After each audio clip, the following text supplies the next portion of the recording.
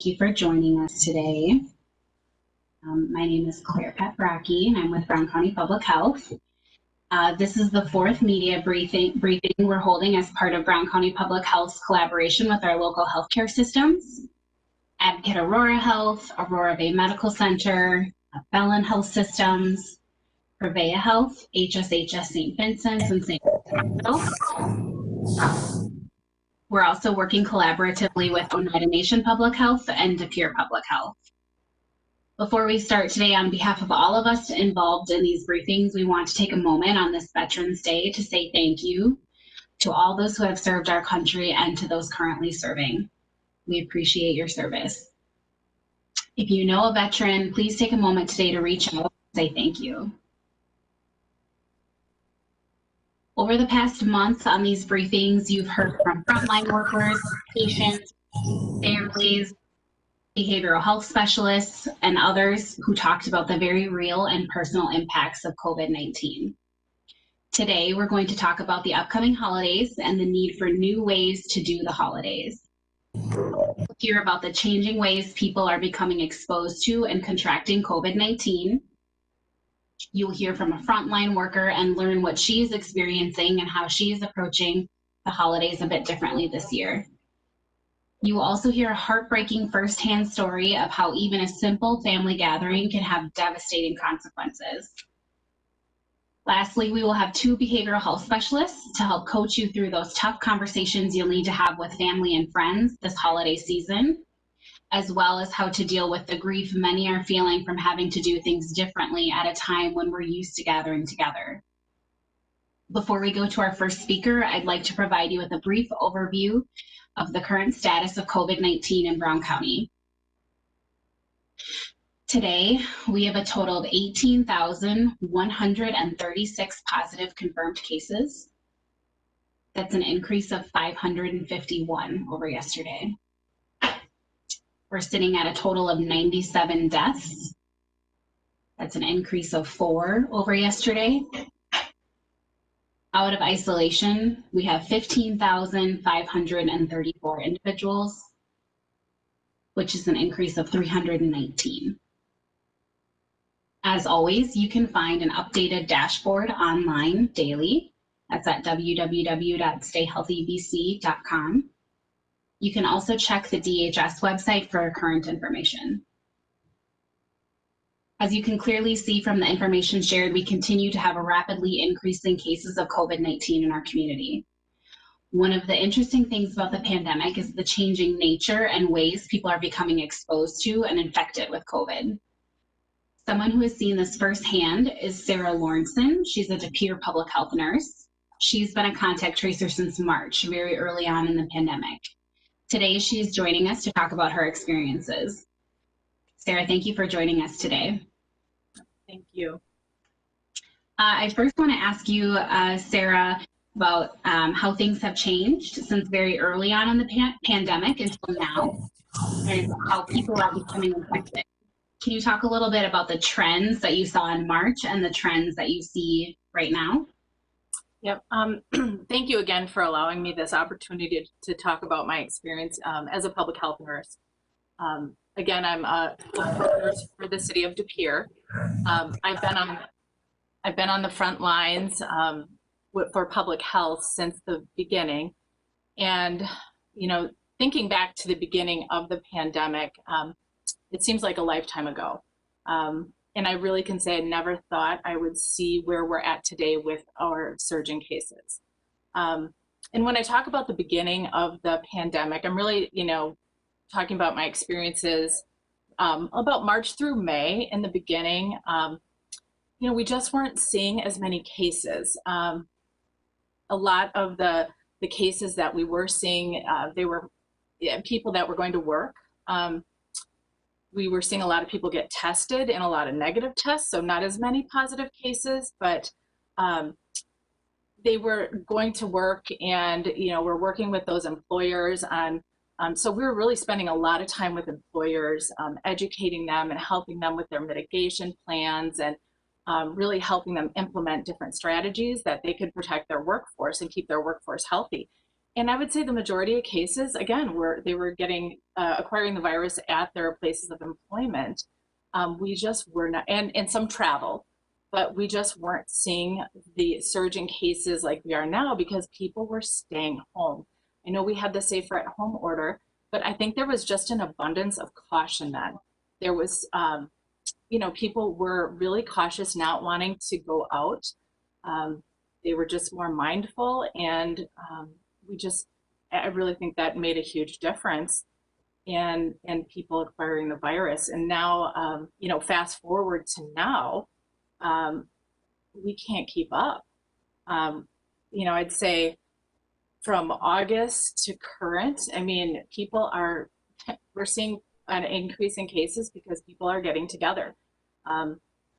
They're not as, I mean, they're just, I think they're tired of the virus like we all are, but they're just not staying home. I mean, I interview people every day, and in August, in summer and kind of late summer, they were camping. I had a lot of cases, people were camping, or people were, going to weddings and funerals and all kinds of events. I'm not trying to blame one event over another, but, people are they're getting together. And that's where we're seeing such a huge, drastic increase in cases. And unless, people start to, be mindful of that, I think we're just going to continue to see that grow, unfortunately.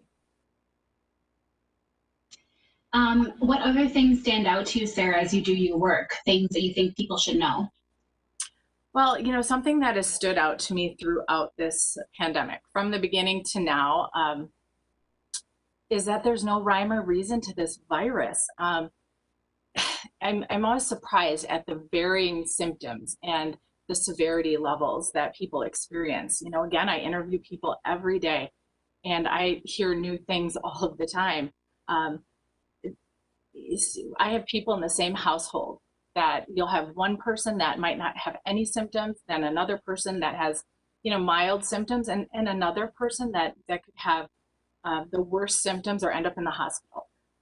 There's really, we know that the virus is absolutely more dangerous for those that are vulnerable, those that are immune compromised, or maybe an older adult.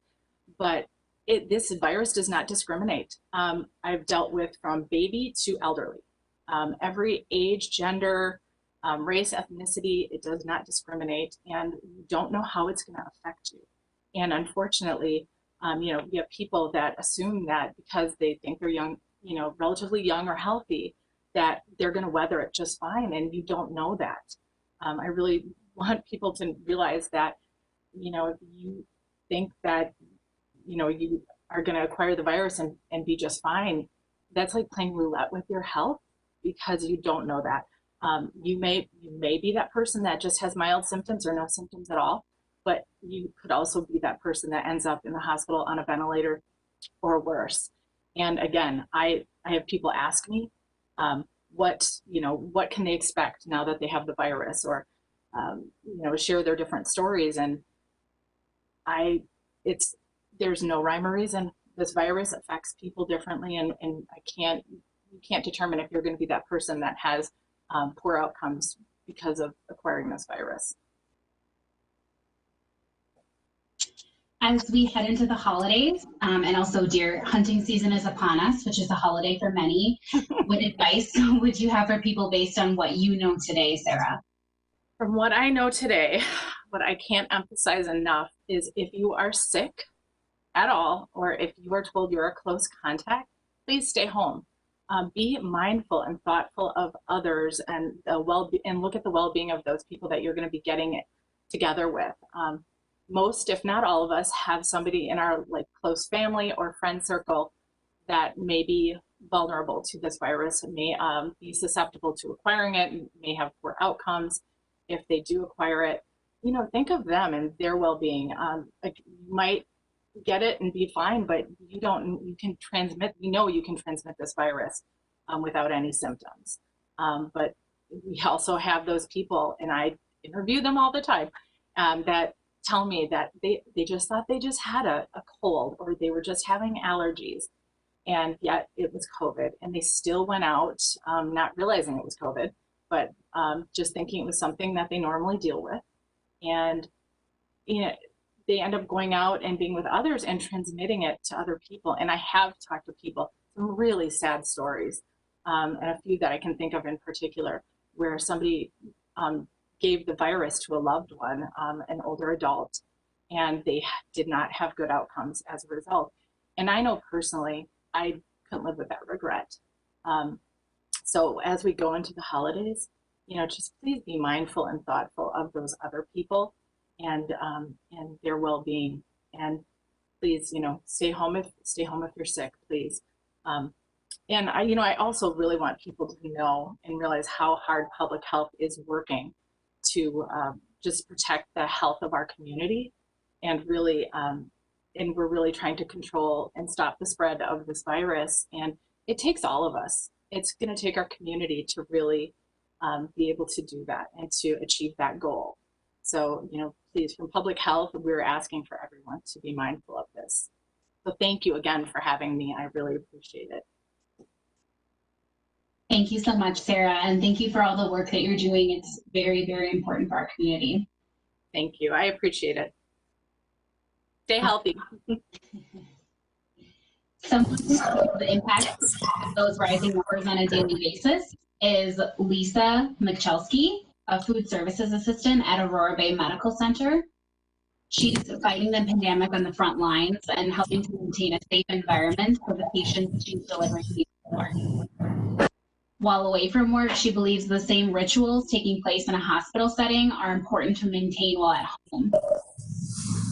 She and her husband are both essential workers, and she's the only caregiver for an elderly aunt. Lisa, thank you for joining us today. Thank you, Claire. Yeah. Can you tell us about your experience inside and outside of Aurora Bay Care? Well, inside the hospital, we see patients taking up their food. They're so happy to get their food some days. It's the only highlight of their day. We take up snacks, we take up drinks, and some of them tell us a little bit too much personal information sometimes that we don't necessarily need to hear. But I think we're just a ear to them. And with them not being able to see their family, a lot of the older people do not Skype or FaceTime. So we're not a doctor, not a nurse, and they're just so happy to just let us talk, let them talk to us for a little while. We walk out of there, they say, we're your best friend, or you're my new best friend, not only for the food that we took up to there, but just for the conversation that we give them. As we approach the holiday season, Lisa, how are you and your family preparing? Are you doing anything differently? Well, usually we had a big celebration at our house, and this year I have a sister who's from another state. She is not coming because of the amount of COVID in Wisconsin right now. She just doesn't feel like that travel is real smart. I have a brother who comes. I don't know if he will come or not. And then we also always have my husband's family. And I doubt if it'll probably be my husband and myself, and our two sons will probably come home. But that'll probably be it this year. There will be nothing else that we can do about it, just to stay safe and, keep our other family members healthy.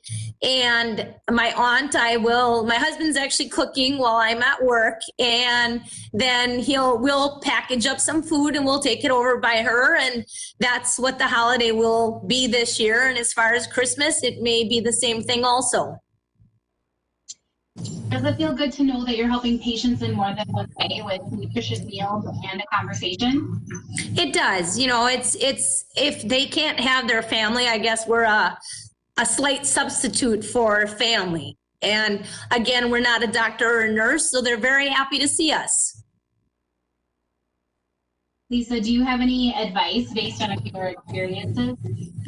Well, just wear masks, use hand sanitizer. I know the masks are not a fun thing to wear, but you get used to them. They're not that terrible after a while.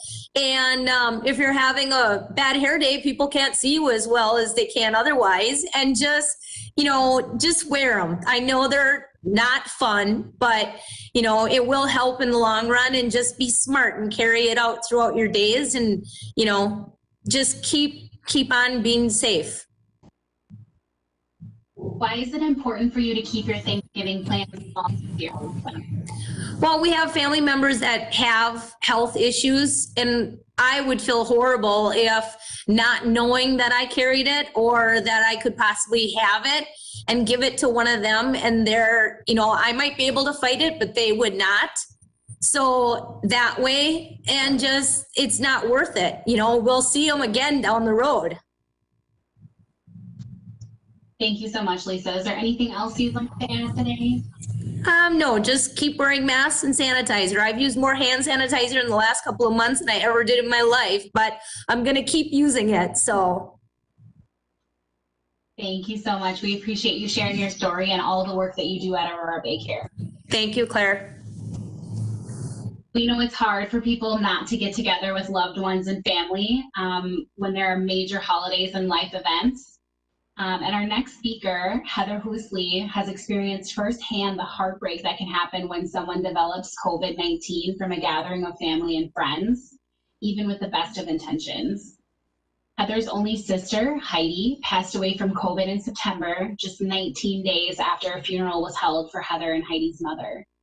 Heidi was a daughter, a wife, and a mother, and was loved by all who knew her.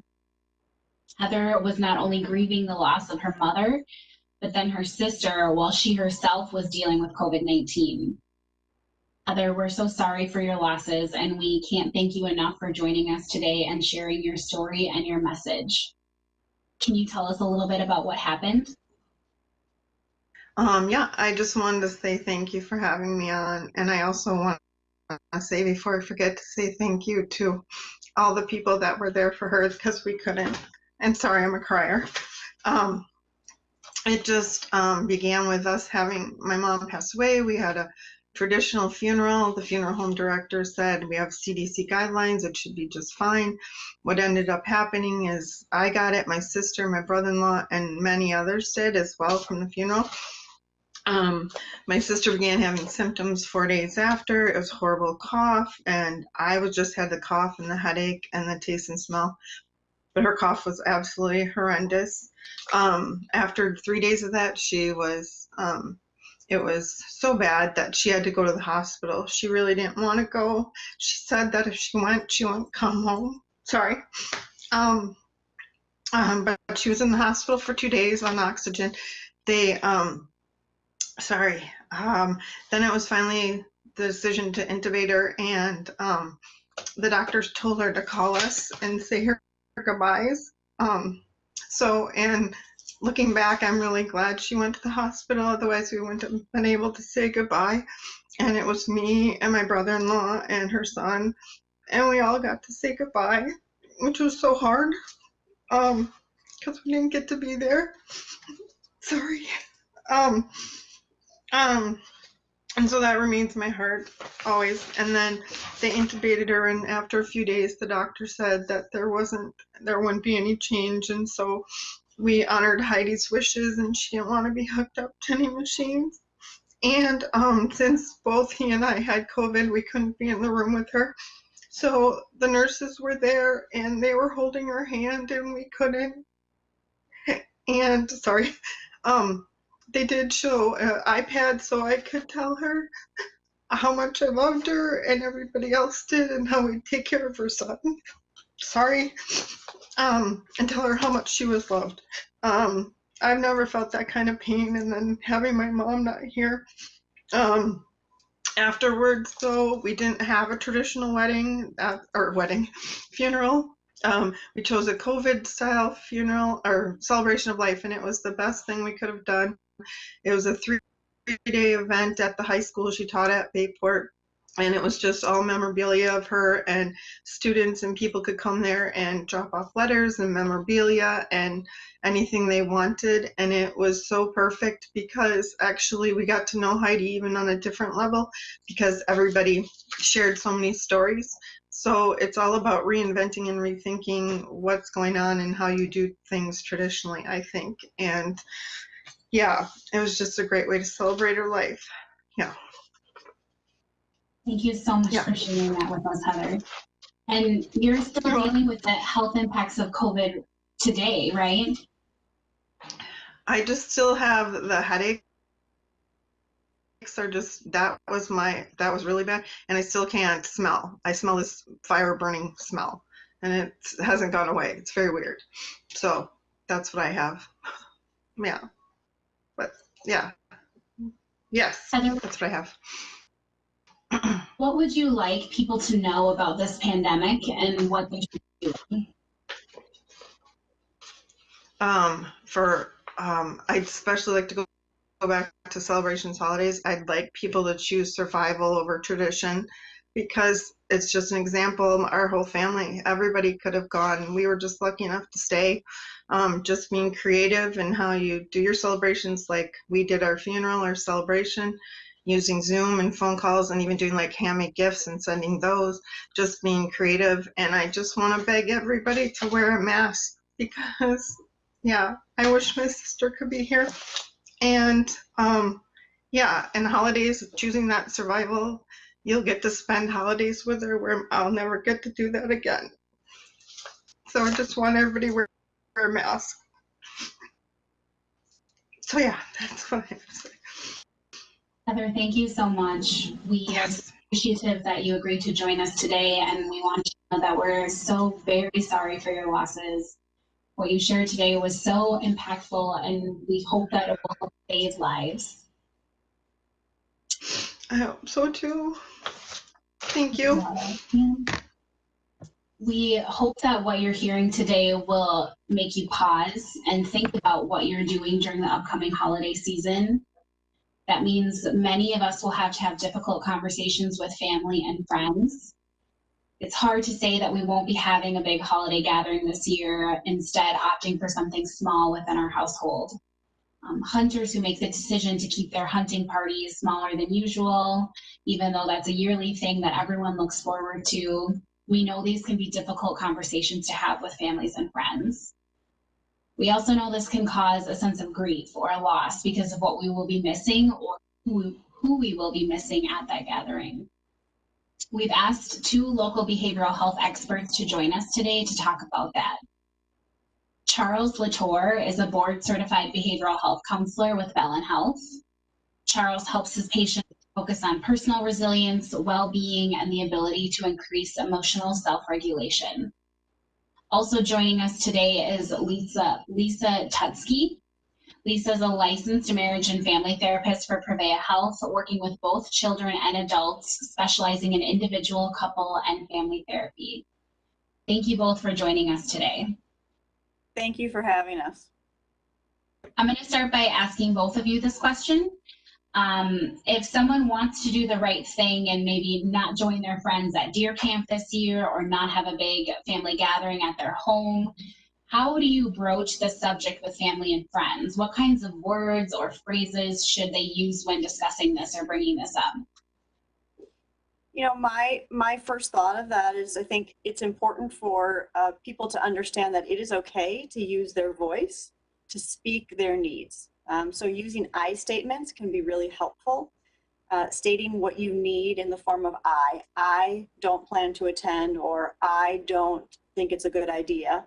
And then also, you know, talking about the reasons for why, that there's this concern for others' health.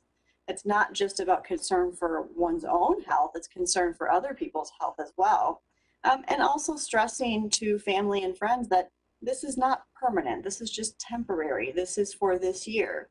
I think that we are such a tradition-filled society that it is often hard to let go of some of those traditions. So for people to understand that this is not a permanent thing, and that you don't have plans to skip every Thanksgiving or skip every Christmas, but it just needs to look different.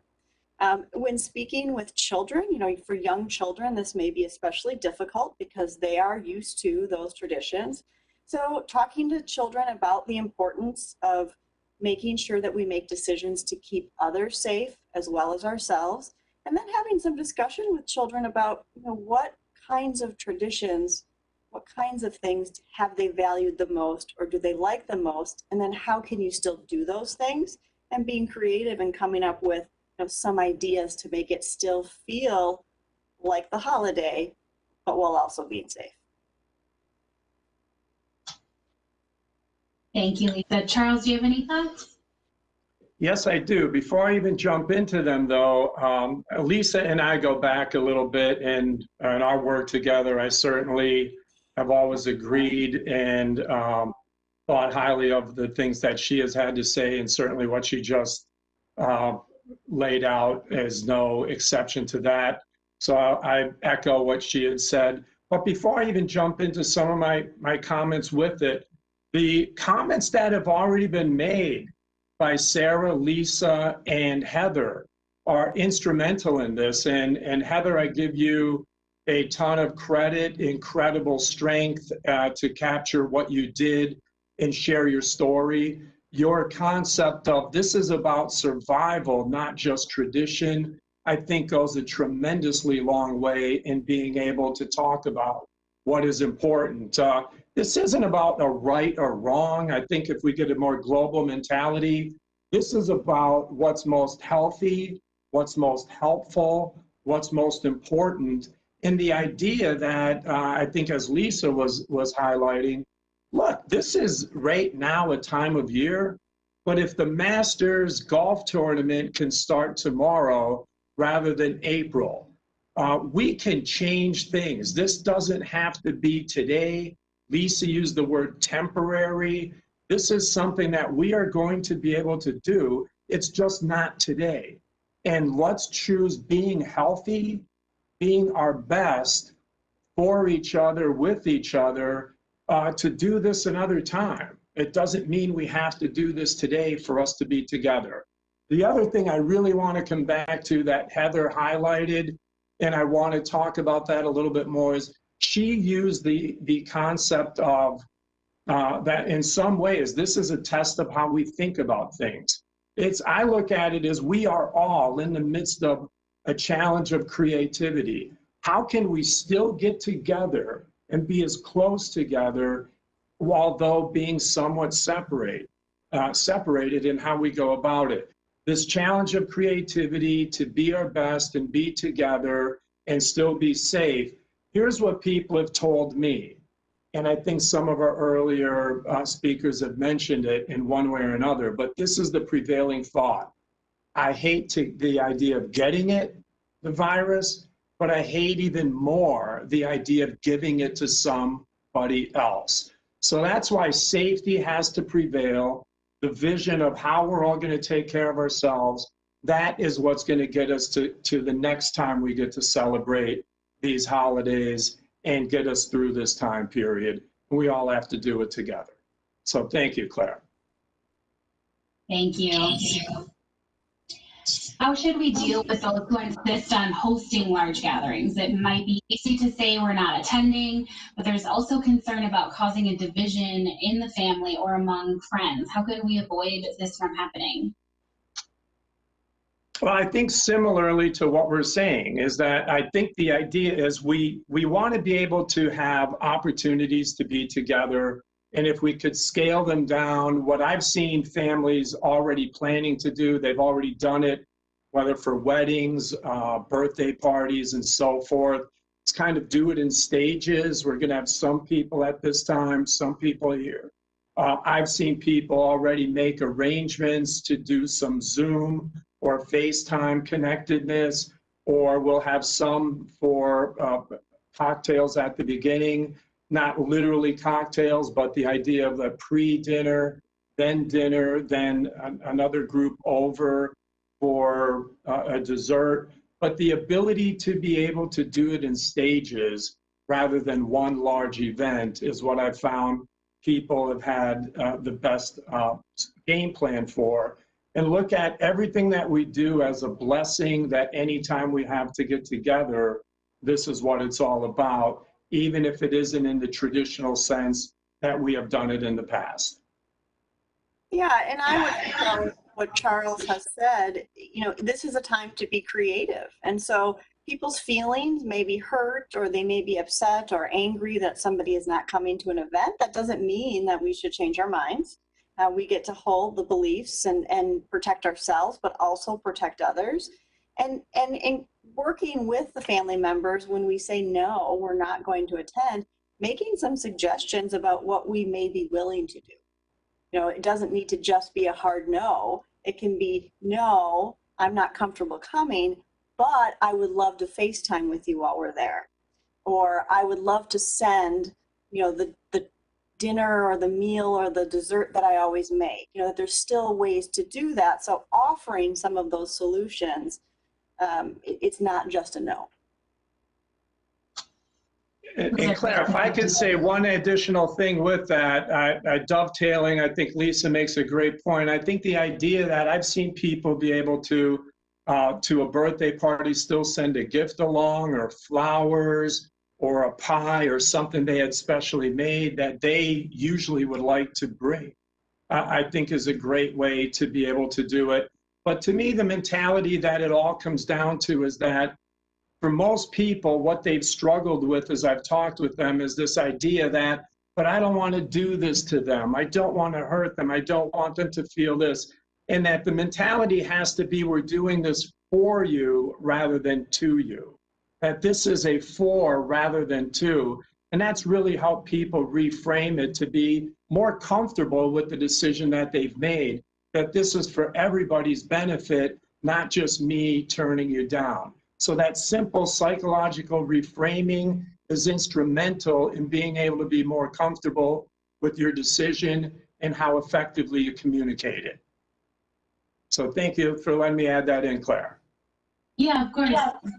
Those are excellent suggestions. The holidays are going to be challenging for a lot of people, I think, and it's been a really tough year.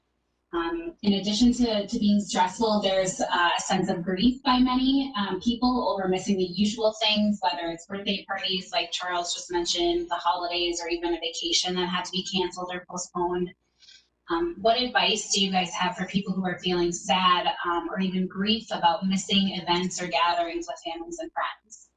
So the first thing that I do when people express that grief is just to normalize it for them. We are creatures of habit. We like routine and consistency. We like structure. And there has been nothing about the last 9 months that has been routine or structured. And so understanding that the way that we feel is perfectly normal. And understanding that grief can look like a lot of different things. Grief is not just feeling sad and crying. Grief can also look like feeling anxious, overwhelmed, angry, having difficulty sleeping, changes in eating habits. Grief can look like many different things. And when we're talking about grief, as much as people would like there to be an answer to how to fix grief, we can't fix grief. We have to feel grief. Grief is one of those things that you have to walk through and allow yourself to feel in order to continue to heal and to continue to grow past the pain. And we are seeing that there are a lot of mental health impacts on people longer term as this pandemic continues. And so those issues of grief are definitely one of them. And also, I think there's a fear of grief. There's a fear amongst many people, and I've heard this from some of the people that I see, well, what if I don't do Christmas or Thanksgiving or this holiday with my family and I don't see them again? And we have aging family members, things unfortunately that do happen. So there's some fear about what if something like that happens. And those are fair things to be concerned about. What I encourage people to do is to start to talk about how they feel. We often think we're the only one that feels this certain way. Somebody needs to be the first voice to come out and say, this is really hard and I'm really struggling.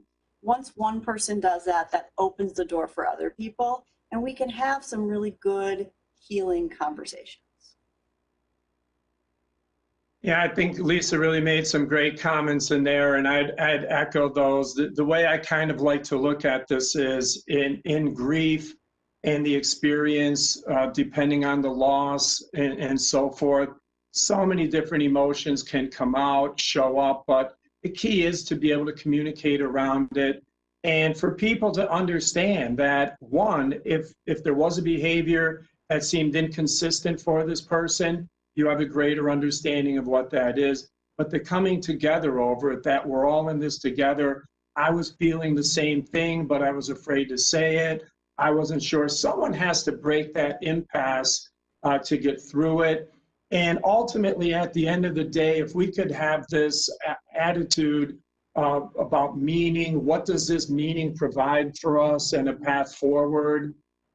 That's what we really want through the holidays as much as anything else in this very difficult time period. So I've been using this phrase with people who've been in this place and experiencing this difficulty, the dark period that it seems that we're all going through because of since the onset of the coronavirus. It's a line from the play Les Miserables, in which it says, even the darkest nights will give rise to a new day. And through this, we will get through this. This darkness of this will pass, and we will get to the light of this. But the key is staying healthy, staying together as families, as communities, as societies, to get to that point, and that each day that we all get to do it again, especially people like Heather and others who have seen family members that haven't been able to. We have to see this time as a blessing for us, that each day we get to do this again is a blessing, and we have to be able to help each other all through it to get to where we want to on the bright side after we get through this pandemic. Yeah, and I would add to that, because I love what Charles said. What I've been telling people in my own personal life as well as professionally is that this is a time where we need to be giving each other grace, and things just need to be good enough. You know, it doesn't need to be perfect. We're striving for good enough in a time of great uncertainty, and giving grace can be hugely helpful, and understanding where people may be coming from, and also giving ourselves grace, not just others.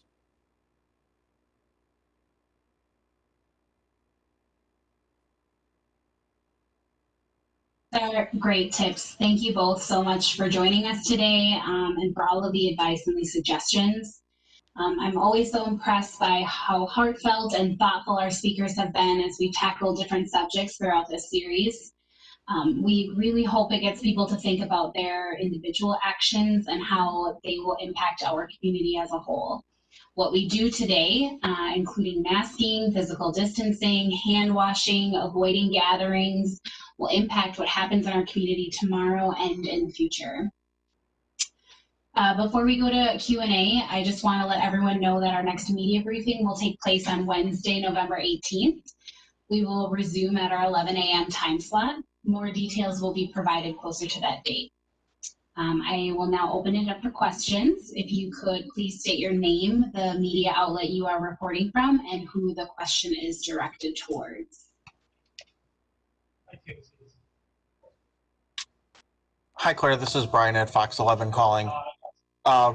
You had made a couple of references to deer hunting, but from a public health perspective, what are your thoughts on people going to the woods, gathering in their cabins, and then coming home and things? Should people abandon those plans, still do those things?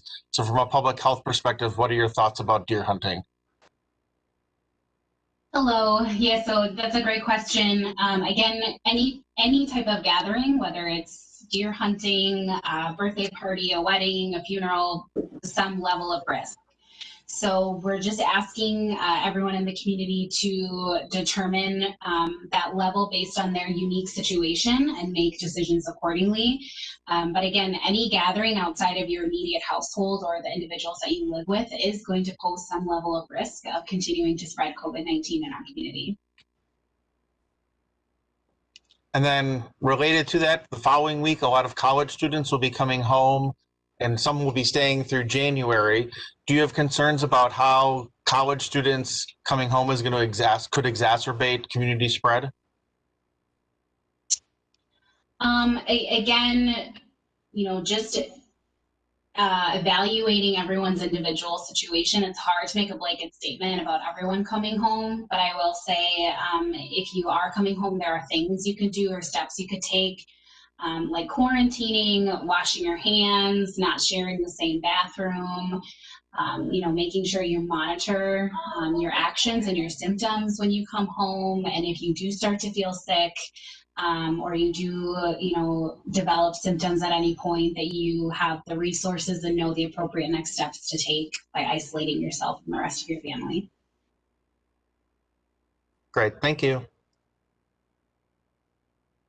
Rob Sussman from WTAQ. My question is for Claire. We can say that people shouldn't go home, people shouldn't gather for Thanksgiving, but I think the reality is that a lot of people almost certainly are. And with that being said, is there anything that these people, if they insist on getting together, if they insist on gathering, despite all of the warnings, is there anything that they can do to make it a safer event? Hi, Rob. That's a great question. One thing that I know has been circulating a lot, and I know that a couple of people are starting to do, would be to start quarantining tomorrow. So tomorrow we're officially 2 weeks out from Thanksgiving. So whether that means working at, starting to work at home and not coming up into the office, or to cut back significantly on, essential trips to the grocery store, to the post office, to the pharmacy, and then having everyone who you're planning on gathering with do quarantine and then get tested before gathering. So again, the recommendation would be to not gather with anyone outside your household or your living unit. But if you do choose to gather, making sure that the space you're gathering in is set up for appropriate physical distancing. The recommendation is to wear a mask, even if you're inside, if you're not with the people you live with, washing your hands frequently and monitoring for symptoms. And then, of course, if you develop symptoms or you're experiencing any type of illness or sickness, that you stay home. How are the current trends looking in Green Bay? I know that we're seeing numbers rising. What about the death rate? What about the hospitalization rate locally? I can't speak to the hospitalization rate right off the top of my head. I don't have that information readily available, but we are continuing to see the death rate rise. I believe we had an increase of 4 today. So like Heather mentioned, people's families and friends and community members are dying from COVID-19.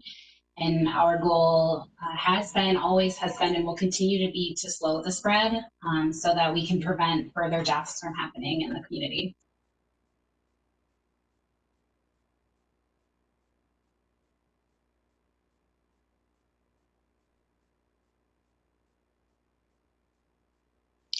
Hi, it's John from NBC 26. This question is really for any of the panel. We're just wondering, because of Governor Evers' executive order that urges but does not require residents to abide by COVID-19 guidelines, if you have any anticipation of anyone really making any changes, or will they continue on status quo?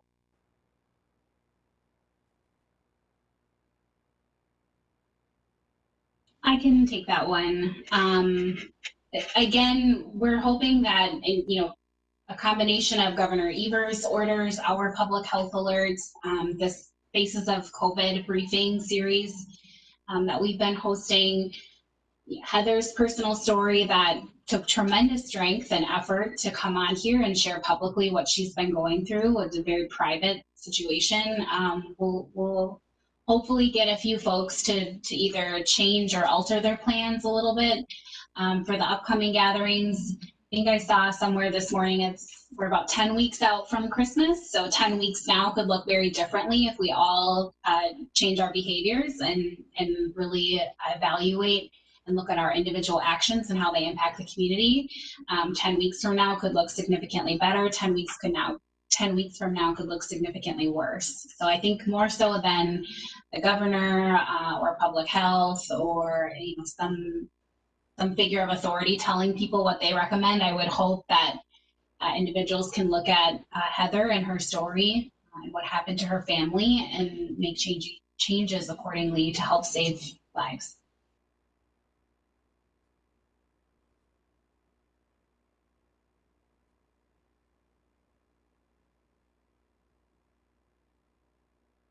Any other questions for myself or the rest of the panel?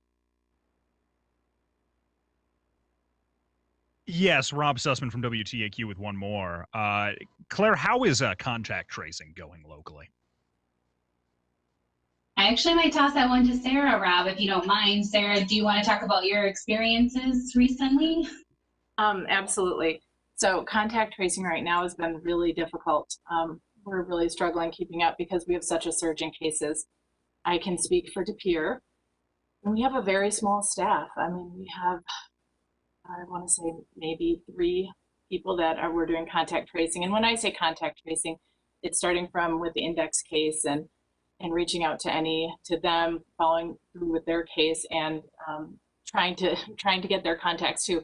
We're behind. We're very behind in contact tracing. So what we're doing in De Pere is we're sending out letters to anyone that tests positive, just to let them know right away and send them the guidance via mail, and then doing our best to make those phone calls and provide the needed education and guidance on isolation and quarantine. And also we do have some help with the state contact tracing team as well. So, but we're struggling. We're really overwhelmed. So thank you for that. Well, and follow up to that, if you don't mind, Sarah. Yeah. Oh. Is there really any, I guess it's almost somewhat nasty to say this, is there a point to contact tracing right now, given the current volume of cases that you're seeing? I mean, is there any way that you can possibly, do contact trace to a level that's even remotely adequate? That's a struggle we're having. We're overwhelmed. So we're doing our very best, and just trying to make a difference and trying to have some type of impact on those people. That's why we do feel like sending the letters right away is beneficial, because then they're getting that information that they need right away. But it's just really difficult to keep up with the surging cases. I hope that answers your question. It does. Thank you. I would echo the same thing for Brown County, Rob. It's a struggle to keep up. If anything, it's helpful to be able to provide folks with resources and information, and then where to find those things to hopefully pass along to friends, family, or other people that they've come in contact with. And would you say people are largely cooperative after they receive those? Like, are they reaching out to the people that they've been in contact with? They tell us they are. I would say the majority of people that I speak with tell me that they've notified their contacts. Their contacts are quarantining. They're aware. They're monitoring for symptoms. They're going to get tested. So I just have to trust that they're being honest and they're doing what's right. So hopefully the majority are reaching out to their contacts. And to echo what Claire said, we also provide information for them to share with their contacts. So it's, it's credible information that they can easily provide to them. So with the right education and guidance. So. Thank you. You're welcome. Any other questions for myself or the rest of the panel that joined us today? Claire Bryan from Fox 11 one last time. One thing we are seeing as Thanksgiving approaches is the airlines are saying they're seeing more people on planes. I know the airline industry has said that they think that kind of travel is safe.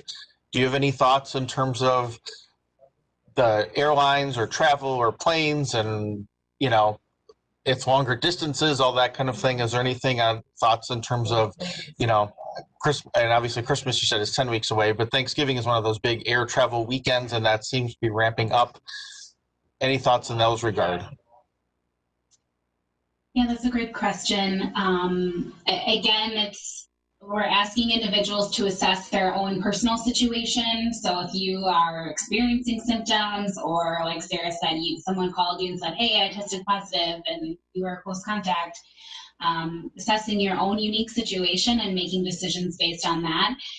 At this point, unfortunately, we're at the point in the United States where any activity is going to pose some level of risk. So you have to evaluate what that personal risk would be to you and your situation and make decisions accordingly. If you do choose to travel, make sure that you're monitoring your symptoms before, during, and after you leave and come back. You're wearing a mask. You're washing your hands frequently. Avoid touching your face and your eyes.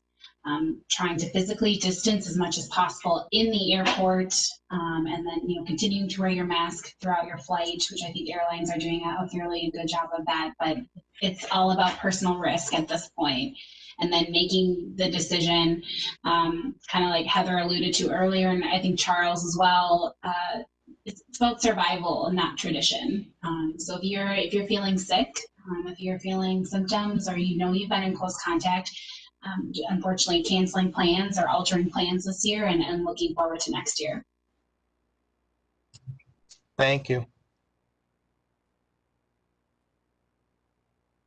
Any last questions for the group?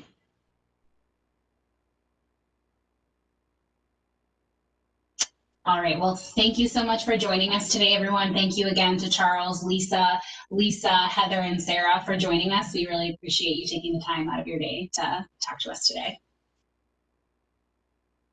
Thank you.